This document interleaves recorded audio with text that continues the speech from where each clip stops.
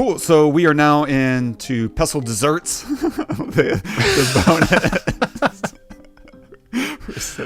I like it.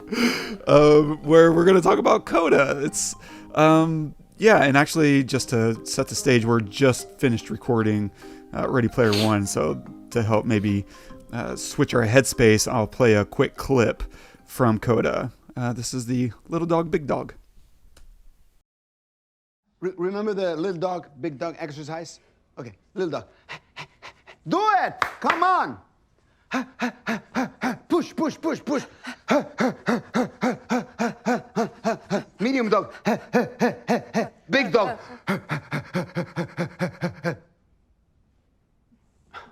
You're embarrassed? Really? Everyone! Little dog, big dog. Come on. And pants! Pants! Push. Medium dog. Big dog. Engage your core. Blow it out. Push, push, push, push, push. Push, push, push, push. Engage your core. Push, push, push, push, push. More. And sing. I've been really trying, baby. Yes. Trying to hold back this feeling for so long. Now we're talking. And if you feel like I feel, baby, come on, come on.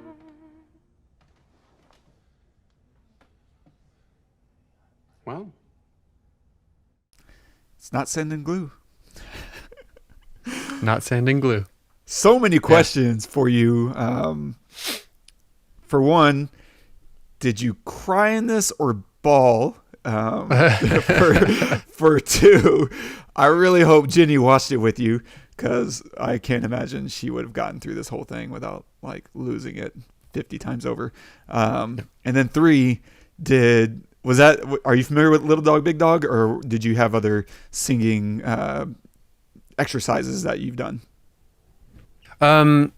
So I guess one, I cried. I didn't bawl, but I cried. And then, or I welled up. And then, Jenny didn't watch with me. She doesn't have time for movies right now. She's got a lot going on. And then, three, yes, I am absolutely aware of Little Dog, Big Dog. I think we call it something similar.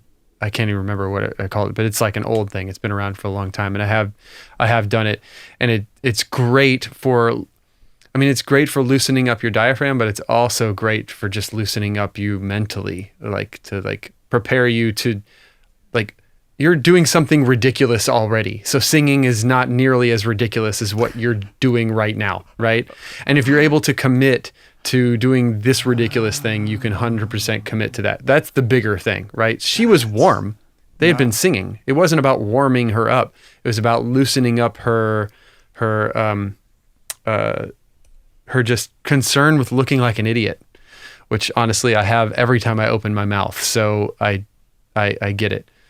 I loved this movie. I thought it was wonderful. And they didn't hide behind trying to give her a better voice than what she has by doing ADR. They didn't, have someone else sing her parts, or have her sing them professionally in a studio and then put them on top of her. They let her freaking sing. They let him sing. It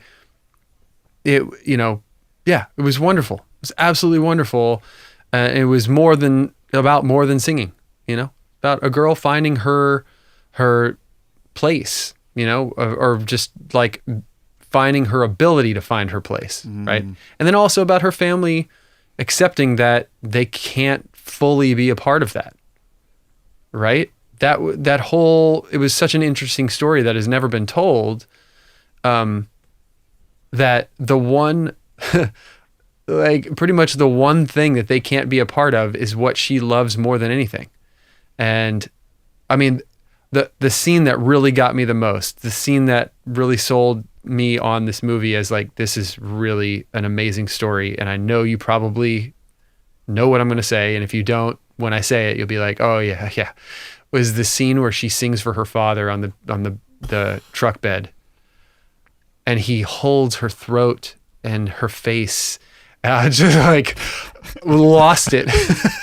Lost it. I was like, oh my God. Yeah, it was just wonderful. Beautifully acted. I thought the characters were fantastic in it. She had the bullies, but they didn't make a huge stink about it, because I think a lot of times in high school, these high school movies, you gotta have a bully. I get it. I mean, you don't have to, but a lot of times there's a bully, but a lot of times they beat that into you as she's this unaccepted thing, and they'll never accept her, and they beat her up all the time. And I think in reality, that's not always like that. Yes, you'll get bullied every now and then, or yes, you'll get made fun of and stuff, but it's not like an everyday occurrence where it's just constantly happening. I mean, I know it does, but in this case, they didn't make it a huge part of the story, and I was happy about that, because there's so much else going on. No, you're so right, because I think in a more traditional, if you will, cliched version of this, she wins over the bullies, right? And they become her friends. Like, no, that's fine. No, we just don't even address them anymore. Right. We just leave them alone, because her winning is her beating up the bully, right? Yeah. Right. Absolutely. And to your point about the final scene, that was such a good scene for so many reasons. For one, they kind of withhold the song a little bit throughout the film. Like, we kind of keep hearing the same opening phrases, right? When they're rehearsing, when she's rehearsing by herself. And then we're finally at the final school performance, and we're about to hear it.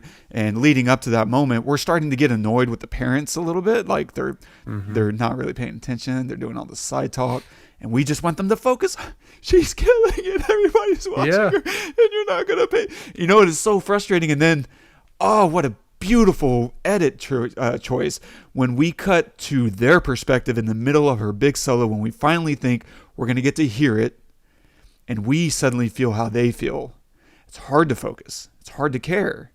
And instead, it's the dad's perspective, right? He starts looking around. Yeah.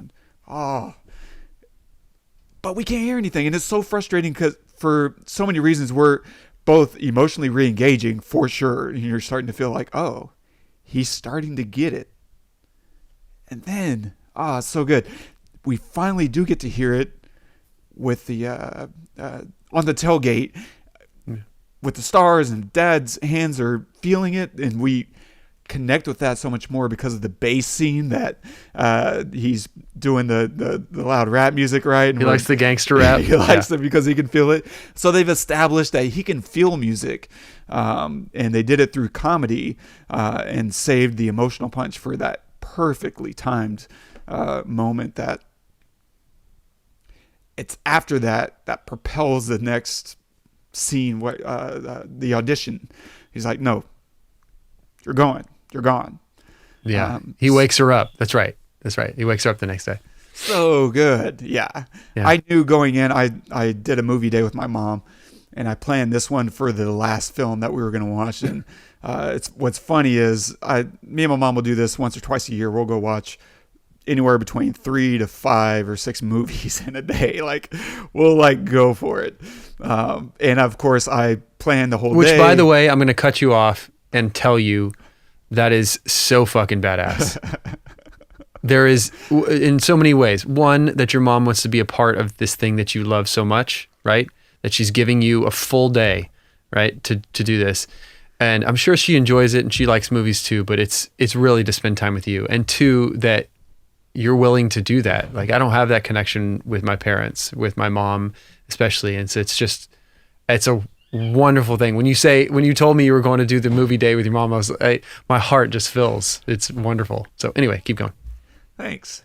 And you're on the verge right now, bro. Yeah. But so I'll go through and I'll plan kind of like a good mixtape. You want good rises and falls and all that kind of thing. And we were having a lunch with my family like a few days beforehand. and she was getting on me because we did this one film day where we went and watched Your Name, which was a Japanese anime. Yeah. And she didn't know what she was getting herself into. We walked into the theater, and it's the Alamo Draft House. And if you've never been to a draft house, they kind of tip the hand about what you're going to be watching through the pre-show entertainment, right? They'll play these clips of random things. And so, like, if you're going to go watch a war film, they might be playing, like, G.I. Joe cartoons beforehand. And in this case, we went into the theater. I sat her down. I was like, hey, I'm going to go grab a jacket because I think she said she was getting cold. And I was like, well, I'll go grab your jacket.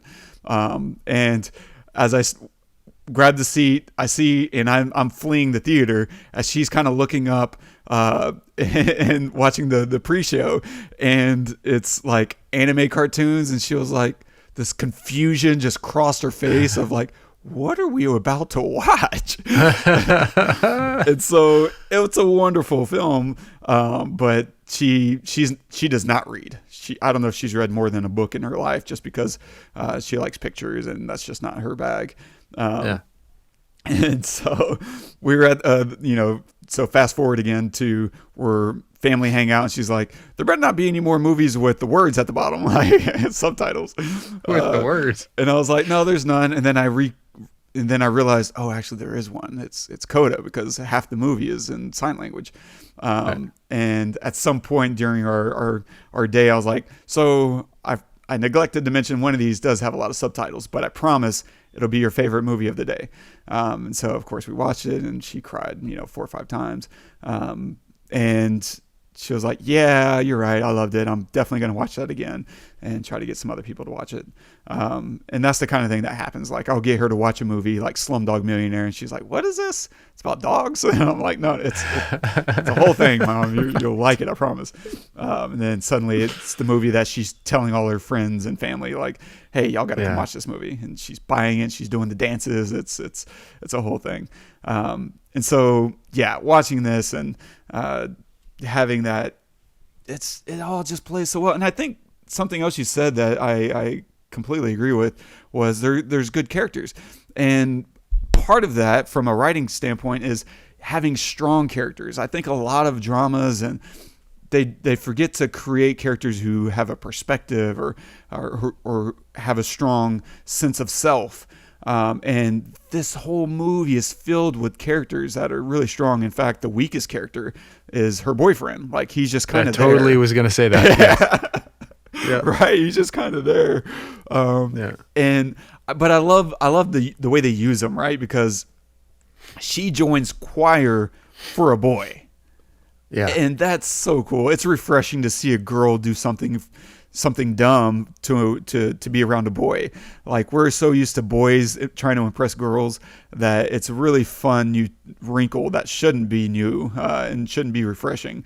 But that's just kind of the state of storytelling, I think, over the last 50 years, 100 years. Yeah, and I honestly think that most high school boys are weak.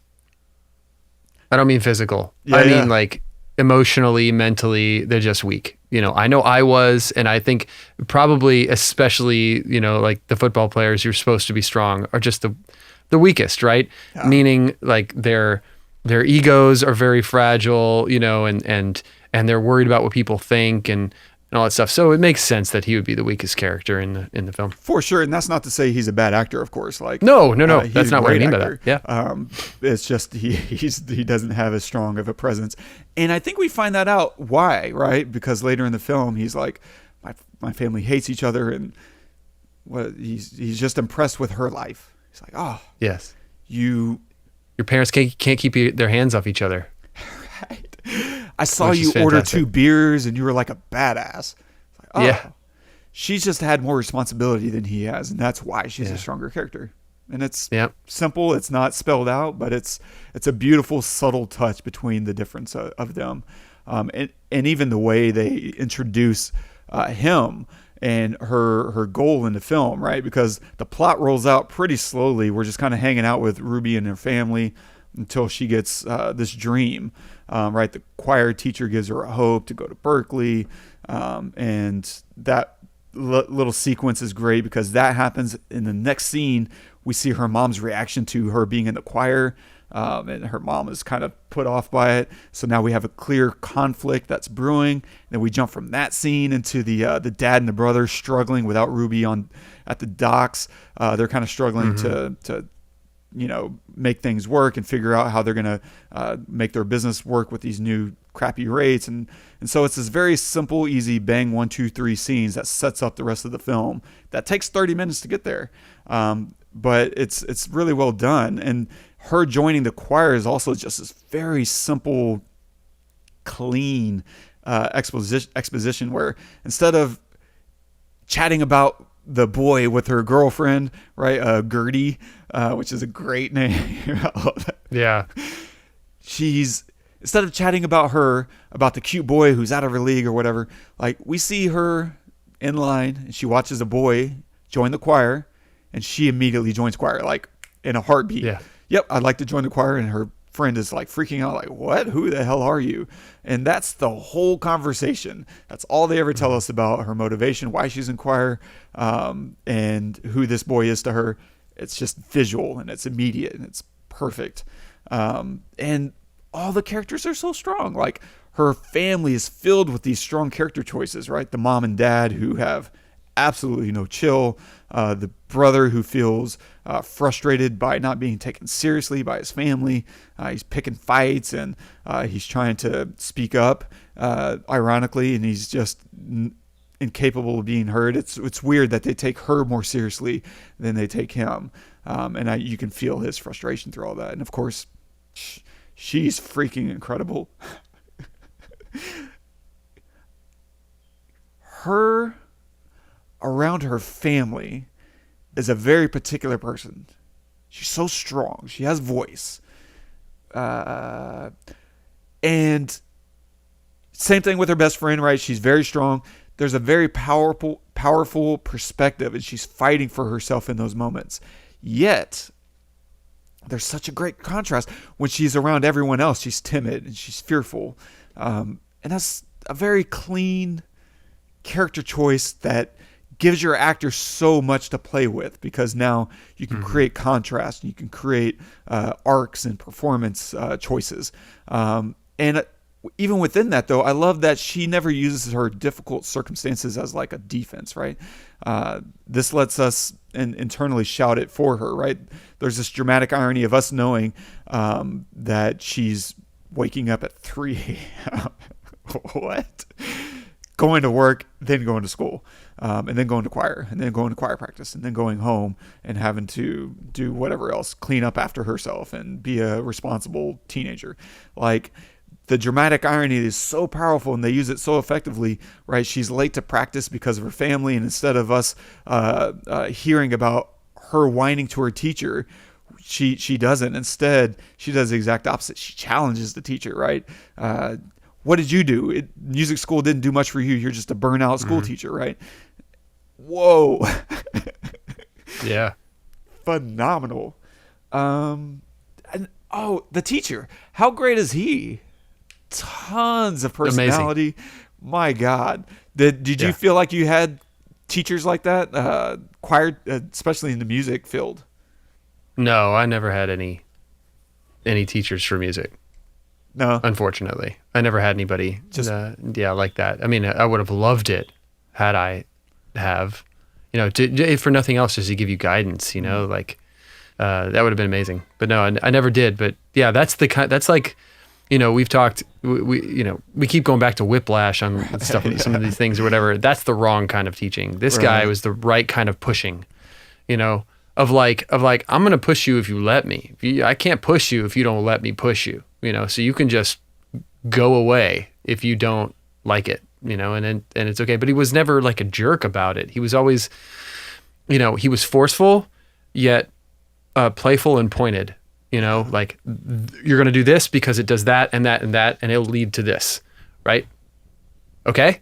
You show up, or I'm not going to do this because I have my own life that I am living, and I am giving you my time.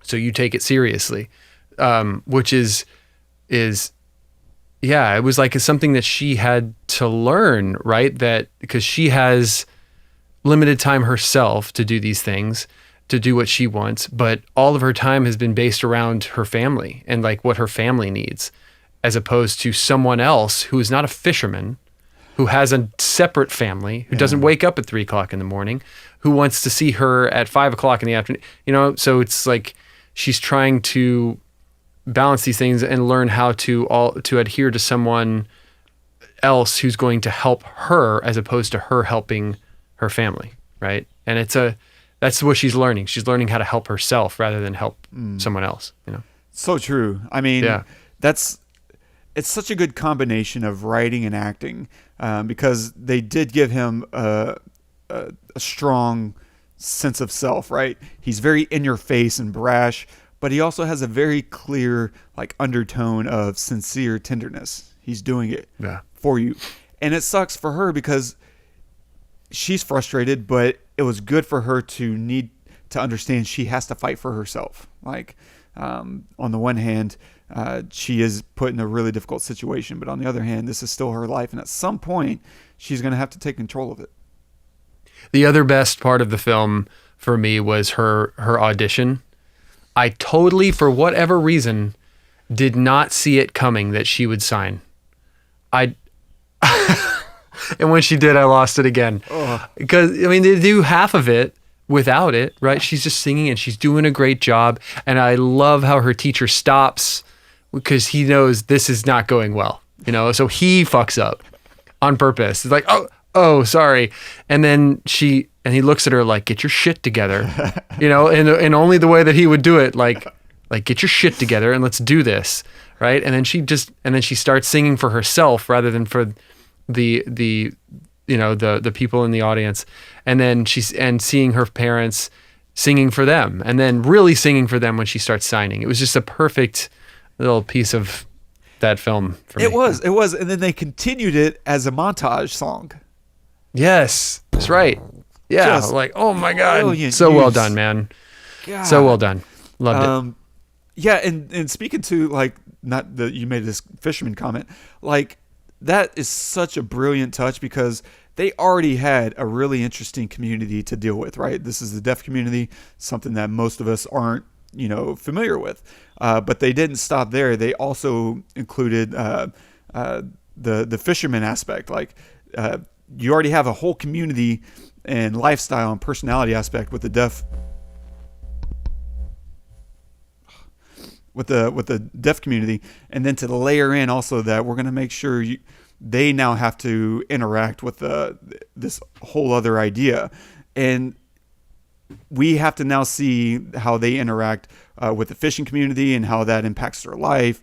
And there is this interesting little inference that you can take away. It's not there, but you can take away that why are they fishermen?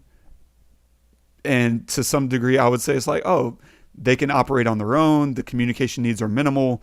It keeps the family close. And it satisfies a lot of these issues that would arise from, being deaf. And it satisfies, to me, and as an outsider, some of these clear goals or necessities that you might have as a deaf person.